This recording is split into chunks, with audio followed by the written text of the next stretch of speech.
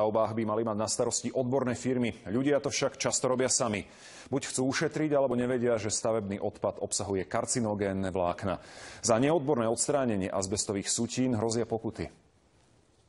Manželia Naďovci z dedinky Mat pri Dunajskej Strede sa zhrozili, keď zistili, že sused len niekoľko metrov od ich dvora, kde sa hrali deti, rozoberá, píli a láme eternitovo azbestovú strechu na prístavbe domu. Tu je tá eternitová strecha, pripravený vozík. Nevieme, či to išlo do diery, ktorá je vzadu. Tu bola veľká diera vykopaná. Na 3 dni som odišla, kým neodpratali. Ani to nebolo zakryté, ani nič. Tuto to bolo za našim plotom. O pár týždňov opäť bez upozornenia začali rozoberať aj ďalšiu strechu. Tentokrát ju však nepílili, ale rozoberali v celosti. My sme konzultovali so životným prostredím a tam nám hovorili, že máme 2 maloleté deti. V žiadnom prípade, aby sme sa nezdržiavali ani my, ani deti na dvore, že je to naozaj veľmi nebezpečné.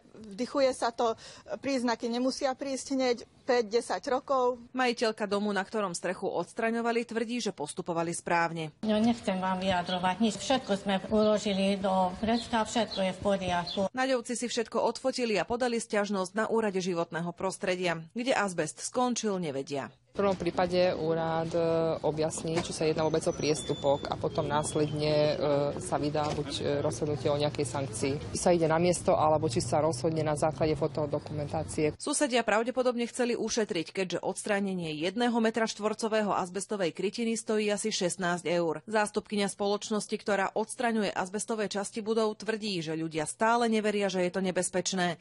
Pracovníci, ktorí azbest odstraňujú, musia mať špeciálny odev, rúško a pravidelne absolvujú aj špeciálne lekárske prehliadky. Azbest je veľmi nebezpečný, hlavne kvôli práci s ním, keďže sa uvoľňujú mikroskopické častice, ktoré sú neviditeľné a dostávajú sa do plúca, čím spôsobujú rakoviny hrtana, pažeráka, dýchacích ciest.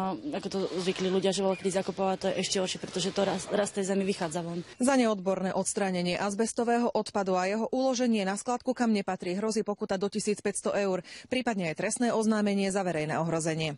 Leona Kočkovičová-Fučíková,